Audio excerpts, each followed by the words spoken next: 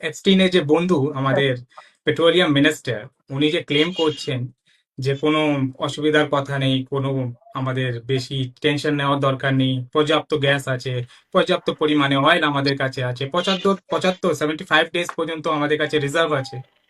যদি এটা সত্যি হয়, তাহলে আজকে 14 দিনের মাথায় আমাদের লোকেরা সিলিন্ডার নিয়ে বাইরে দাঁড়িয়ে আছে কেন? যদি এটা সত্যি হয়, তাহলে 21 দিন থেকে বাড়িয়ে আরবান সিটিগুলোর জন্য গ্যাস বুকিং এর দিনটাকে 25 করে দেওয়া হয়েছে, গ্রামগুলোর জন্য 45 করে দেওয়া হয়েছে কেন? যদি এটা সত্যি হয়ে থাকে, তাহলে পেট্রোলিয়াম মিনিস্টার এই অনুরোধ কেন করছেন দূষণ নিয়ন্ত্রণ পরিষদকে যে কেরোসিন তেল ব্যবহার করতে দেওয়া হোক রেস্টুরেন্টগুলোকে? এর মানেই কোথাও না কোথাও কিছু না কিছু আমাদের কাছ থেকে আবার লুকানো হচ্ছে, আর যেটা বিজেপি করেও থাকে।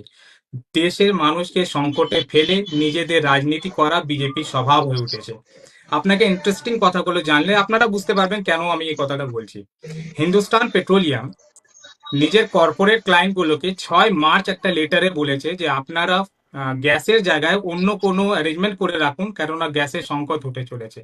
তো যদি কোনো কর্পোরেট ক্লায়েন্টকে হিন্দুস্তান পেট্রোলিয়াম জানাতে পারে, তাহলে আমাদের মতো আম জনতাকে জানাতে পারে না কেন? দেশের প্রধানমন্ত্রী সামনে এসে যখন সমস্ত কিছু ঘোষণা করে দিয়ে যান, থালা পেটাও, হাততালি মারো, মোমবাতি জ্বালাও, এই করো ওই করো, তাহলে যখন দরকারে, যখন সংকটে আমার দেশ, তখন তিনি এসে এটা ঘোষণা করছেন না কেন যে হ্যাঁ সত্যিকারে আমরা সংকটে আছি, আমাদের কাছে পর্যাপ্ত পরিমাণে গ্যাস নেই? সেকেন্ড, এই যে একটা কথা বললেন যে সমস্ত দেশেরই অসুবিধা হচ্ছে, লাস্ট 2 সপ্তাহের মধ্যে ইরান চায়নাকে 12 মিলিয়ন গ্যালন অয়েল প্রোভাইড করেছে। যদি চায়না তেল পেতে পারে, তাহলে ইরানের কাছ থেকে আমরা পেতে পারলাম না কেন? কারণ প্রধানমন্ত্রী যুদ্ধ শুরু হওয়ার 2 দিন আগে ইসরায়েলের প্রাইম মিনিস্টারের গলা ধরে হাহাহি করে এসছেন। নিজের শত্রুতা নিজে বানানো একটা প্রধানমন্ত্রী, জাস্ট টু গেইন নিজের পপুলারিটি, নিজেকে বিশ্ব নেতা দেখানোর জন্য। আর সত্যিকার এখন তো মনেই হয় যে স্টিন ফাইলে যে কথাটা এসেছিল যে প্রধানমন্ত্রী ইসরায়েলে গিয়ে নেচে গান করে এসেছিলেন, আবার 2 দিন আগে গিয়ে করে এসেছেন। তারই ফল হচ্ছে যে আজকে আমাদের দেশের বাসীকে এত সংকটের মুখে পড়তে হচ্ছে।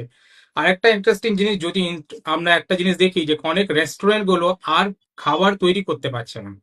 যদি এই রেস্টুরেন্ট গুলো বন্ধ হয়ে যায়, প্রায় 80 লক্ষ ভারতীয় এই রেস্টুরেন্টে কাজ করে, এবং ডেলিভারি যে আজকালকার যে ডেলিভারি রাইডার বা অনলাইন ডেলিভারি যে অ্যাপ গুলো আছে, সেখানে প্রায় 13 লক্ষ লোক কাজ করে। এর মানে যদি এই রেস্টুরেন্ট